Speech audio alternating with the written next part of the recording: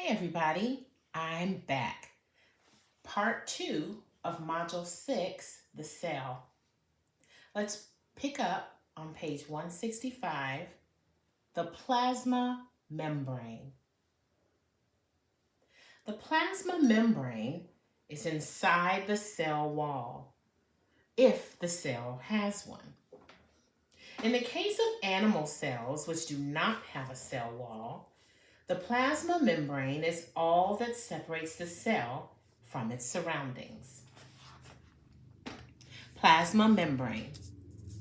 The semi-permeable membrane between the cell contents and either the cell wall or the cell's surroundings. As the definition states, the plasma membrane is semi-permeable. It allows certain substances, nutrients, water, and oxygen, for example, to pass through and enter the cell.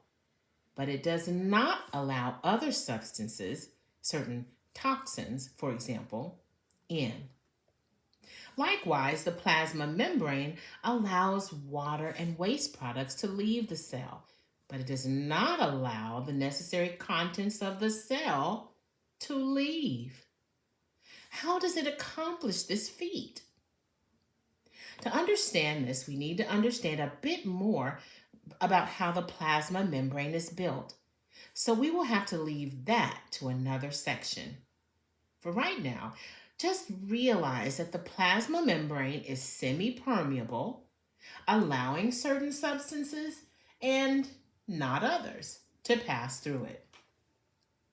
Now remember, in animal cells, there is no cell wall. That means the plasma membrane is the animal cell's only protection, right? Well, not really. It turns out that cells within animals are protected by other cells. In animals, there are special cells, white blood cells, for example, that protect the other cells of the body, keeping their surroundings free of major contaminants. This is one of the things that allows animal cells to exist without cell walls. The cytoplasm. Cytoplasm is a jelly-like fluid in which all of the cell organelles are suspended. Cytoplasm, a jelly-like fluid inside the cell in which the organelles are suspended. The cytoplasm is made up of a mixture of several different compounds, including water, small organic molecules, proteins, fats, and carbohydrates. In addition, there are substances called ions in the cytoplasm. Ions. Substances in which at least one atom has an imbalance of protons and electrons. As you already learned, atoms must have the same number of protons and electrons in order to remain electrically balanced. Well, if an atom loses or gains an electron, it is suddenly thrown out of electrical balance. If it gains electrons, which are negatively charged, it ends up with an overall negative charge. If it loses electrons, it ends up with an overall positive charge. Once this happens, it ceases to be an atom and is called an ion. Since ions have electrical charge, they respond to electrical stimuli. The ions in the cytoplasm are responsible for a very important process called cytoplasmic streaming. Cytoplasmic streaming, the motion of cytoplasm in a cell that results in a coordinated movement of the cell's contents. The multimedia CD has video of cytoplasmic streaming in the cells of plant roots. So you see, it is important for a cell to be able to move its organelles in order to respond to change. In addition, the cell must be able to move substances from one place to another within the cell. To accomplish these tasks, the ions in the cytoplasm cause certain parts of the cytoplasm to become more watery and less jelly like. This causes other portions of the cytoplasm that remain jelly like to flow into the watery areas, in essence, moving that portion of the cytoplasm along with anything contained within it. The ions in the cytoplasm are also responsible for other chemical aspects of cell function that go beyond the scope of this course. The mitochondrion. One of the most important organelles in a cell is the mitochondrion. The plural is mitochondria. Mitochondria, the organelles in which nutrients are converted to energy. These bean-shaped organelles are often referred to as the powerhouses of the cell because they're responsible for respiration in the cell. Because of this, cells that need a lot of energy tend to have a lot of mitochondria. Muscle cells, for example, have a lot more mitochondria than skin cells because muscle cells need more energy than skin cells. We will spend a great deal of time on the functions of the mitochondria in an upcoming section of this module. The lysosome.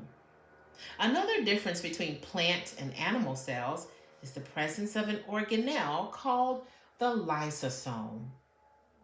Lysosome, the organelle in animal cells responsible for hydrolysis reactions that break down proteins, polysaccharides, disaccharides, and some lipids. Remember, in order to use polysaccharides or disaccharides, a cell must first break them down into monosaccharides using hydrolysis reactions. In addition, cells must break certain proteins and lipids down into their constituent parts, amino acids and fatty acids, respectively, in order to use them for biosynthesis. All of the necessary hydrolysis reactions take place in the lysosome.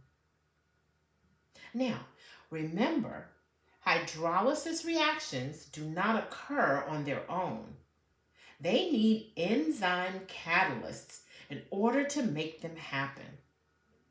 Thus, the lysosome is full of enzyme catalysts for the hydrolysis reactions that it needs to perform. Interestingly enough, when the lysosome was first discovered, it was called the suicide sac because prior to the death of certain cells, the lysosomes would release chemicals that destroyed the cell. Later on, scientists realized that as the cell dies, the membrane that encloses the lysosome begins to deteriorate. When that happens, the contents of the lysosome start to spill into the cytoplasm of the cell. Why does this kill the cell? Think about it. The cytoplasm is full of proteins, lipids, and carbohydrates. What do the contents of the lysosomes do? They break down these molecules. Thus, when the contents of the lysosome are released into the cell, they begin breaking down the contents of the cell. That spells the death of the cell. This brings us to one last thing that lysosomes do. Because lysosomes can digest the contents of the cell, they can also act as a cleaning crew, breaking down old, worn-out organelles, as well as any debris that collects in the cytoplasm. This keeps the cytoplasm clear of chemicals and structures that might hinder cytoplasmic streaming and other functions of the cytoplasm.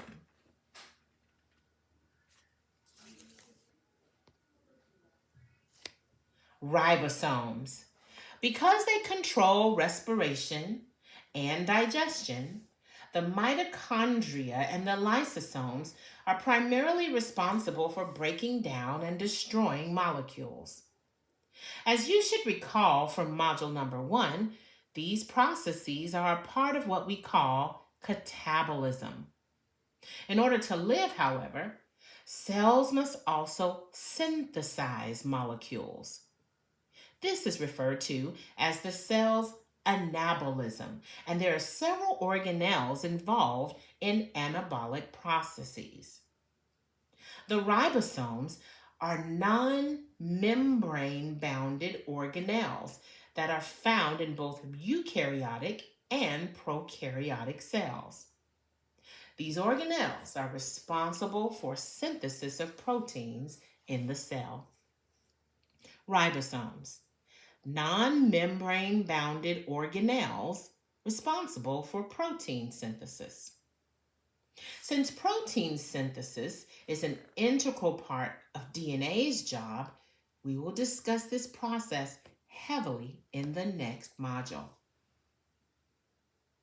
The endoplasmic reticulum. The endoplasmic reticulum, commonly abbreviated as ER, is composed of an extensive network of folded membranes.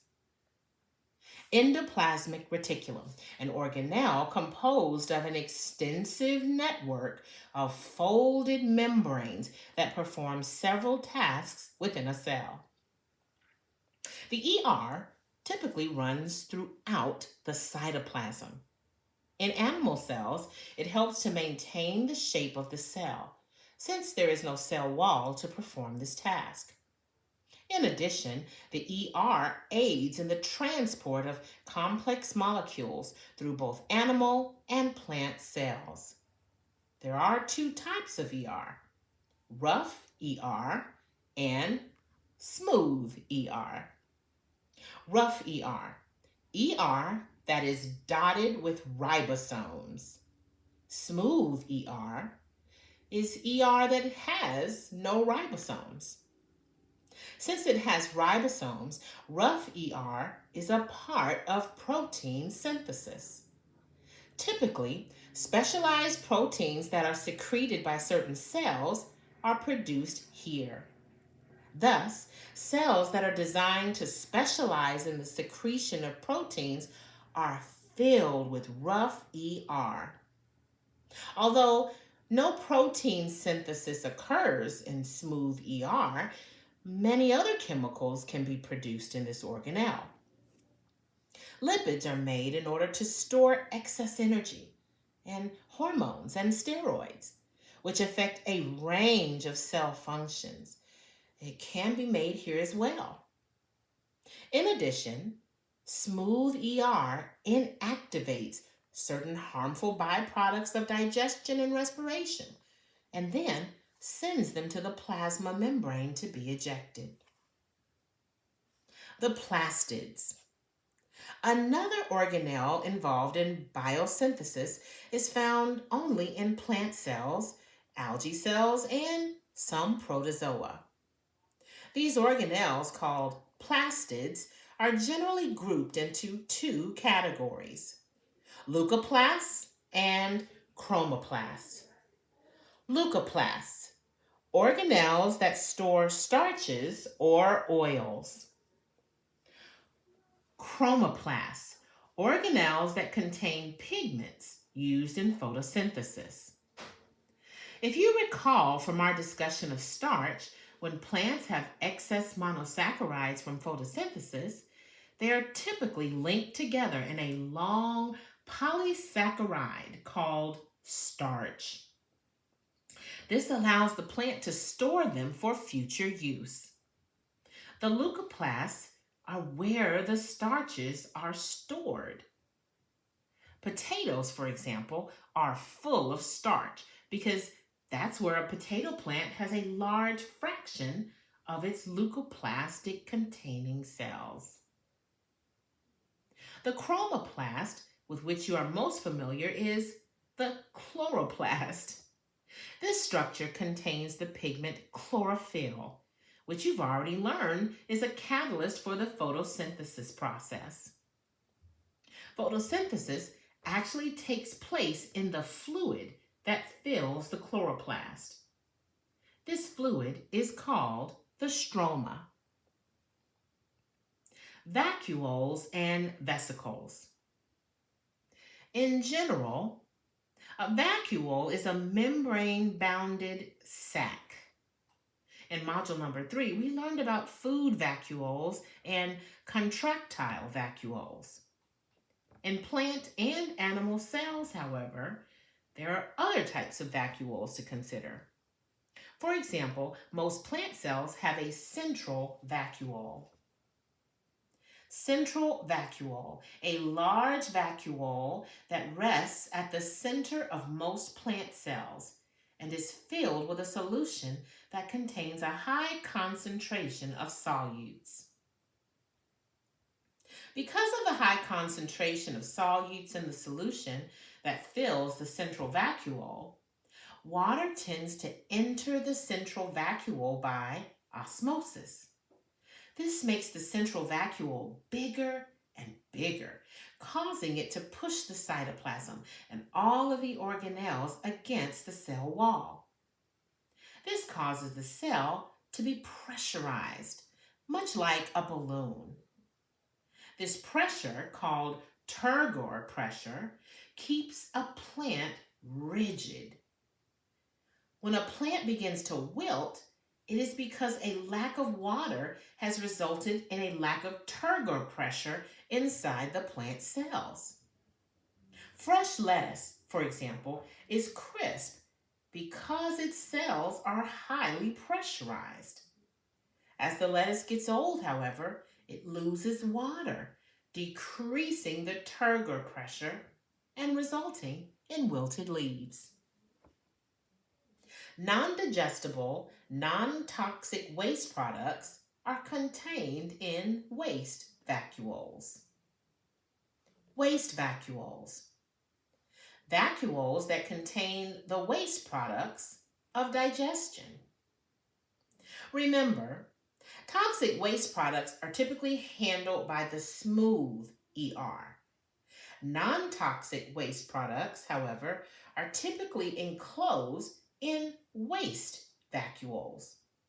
These vacuoles then move by cytoplasmic streaming into the plasma membrane, where the waste products can be eliminated.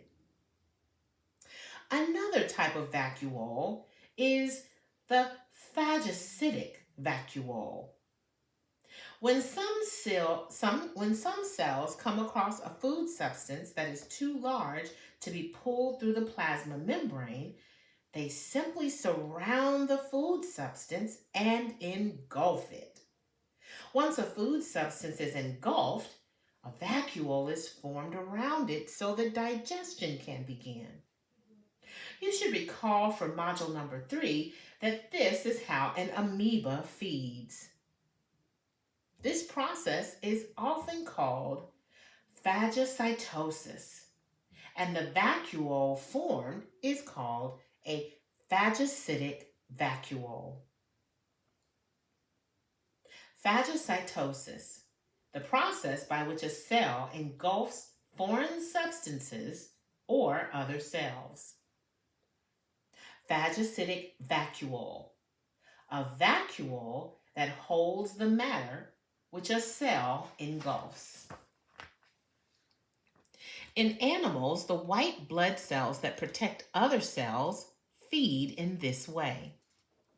When they recognize a foreign cell, such as a bacterium, they destroy it by phagocytosis. This process is shown in the figure below. When a vacuole is small, it is typically called a vesicle. There are two important types of vesicles. penocytic vesicles, and secretion vesicles. Penocytic vesicle. A vesicle formed at the plasma membrane to allow the absorption of large molecules. Secretion vesicle.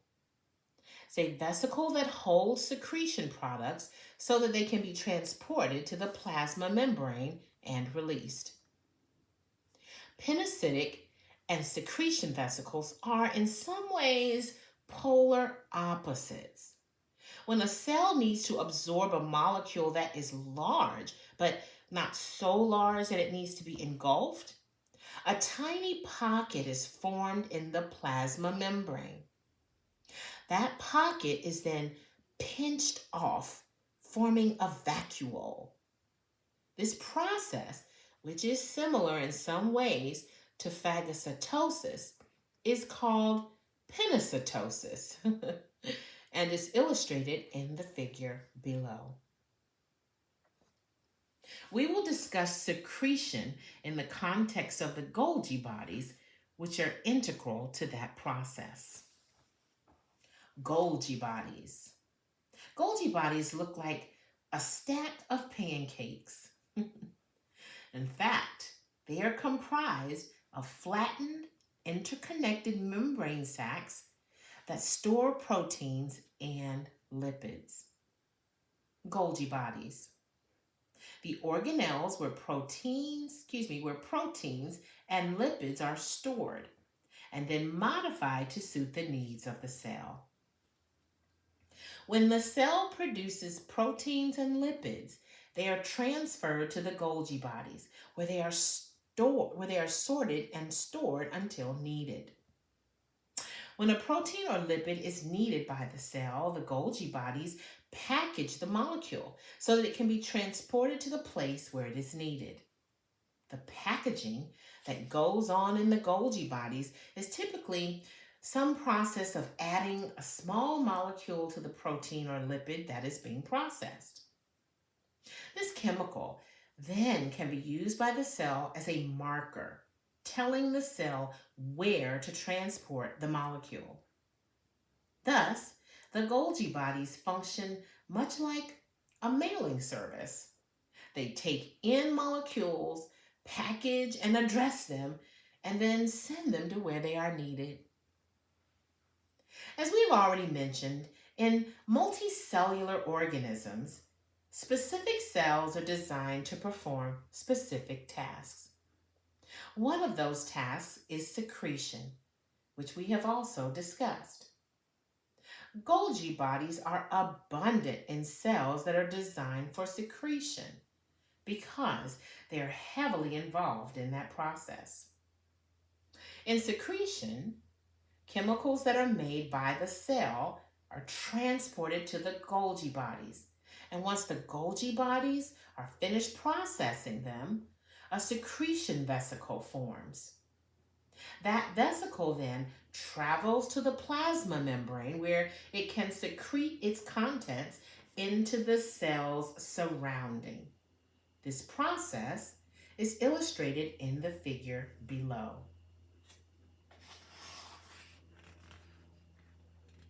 Centrioles. Centrioles are interesting organelles found mostly in animal cells. Some plant cells have them, but most do not. Centrioles have two rather different functions. First, they form flagella or cilia in cells that have them, euglena and paramecia, for example. This is because centrioles are composed of structures called microtubules. Microtubules, spiral strands of protein molecules that form a tube-like structure. When centrioles contact the plasma membrane of the cell, the microtubules are lengthened by the addition of more secreted proteins. The result is either a cilium or a flagellum, depending on the cell involved. Once the centriole has formed a cilium, it stays at the base of the cilium and is called a basal body. Amazingly enough, however, centrioles have a completely different function as well. In most animal cells, centrioles can appear in pairs.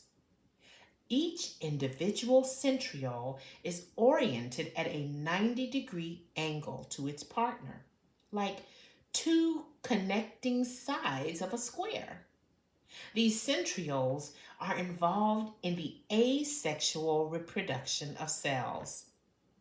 This process, called mitosis, is very important, and we are going to discuss it extensively in the next module. As a result, we will put off any further discussion of centrioles until that time. The nucleus. Earlier, we told you that the mitochondrion was one of the most important organelles in the cell. Well, the nucleus is just as important as, if not more so than, the mitochondrion. Often called the control center of the cell, the nucleus holds the cell's main DNA, which tells the cell everything it needs to know about its structure and functions. Since it is stored in the nucleus, this DNA is often called nuclear DNA, and it is a copy of the nuclear DNA that was in the parent cell. Although the nucleus can make additional nuclear DNA, the new nuclear DNA will once again be a copy of the old nuclear DNA. Thus, there's no way for the nucleus to make DNA that has different information than the DNA that it already has. Therefore, a cell cannot generate any new information about structure and function. It can only copy the information that is currently available. In the previous module, you learned that information is stored in DNA as a sequence of nucleotide bases, much like Morse code. However, you probably still have no idea how that information is used. We will deal with this more completely in the next module, but for right now, we want you to know that the main function of DNA, as far as biologists can tell, is to produce proteins. The information stored in DNA then is really in the form of recipes. These recipes tell the cell how to make the proteins that it needs in order to function. The nucleus of the cell has its own structure, starting with the nuclear membrane. This membrane has large pores in it. See figure 6.5 on page 174. Allowing the diffusion of materials between the nucleus and the cytoplasm. Nuclear membrane, a highly porous membrane that separates the nucleus from the cytoplasm. Inside the nuclear membrane, you will find clusters of DNA surrounded by a rich concentration of proteins and a substance called ribonucleic acid, usually referred to as RNA. We will learn a lot about RNA in the next module. These clusters of DNA, RNA, and proteins are called chromatin. Chromatin, clusters of DNA, RNA, and proteins in the nucleus of a cell. Also inside the nuclear membrane, you will find the nucleolus. Nucleolus. This is the center where RNA is made. Ribosomes are also assembled in the nucleolus and then transported out of the nucleus. It is important to note that while the major portion of a cell's DNA is stored in the nucleus, there's actually some DNA stored in the mitochondrion. This DNA is not surprisingly, called mitochondrial DNA. It is involved in producing the proteins that the cell needs specifically for respiration. Interestingly enough, however, mitochondrial DNA cannot do its job independently. The proteins produced by the mitochondrial DNA must contain units that are formed by the nuclear DNA in order to work. Thus, mitochondrial DNA and nuclear DNA work together in some way that is not completely understood at this time. Well, this ends the second part of our reading for Module 6, the cell. Let's pick back up a little bit later and we'll begin with the cytoskeleton. Bye-bye for now.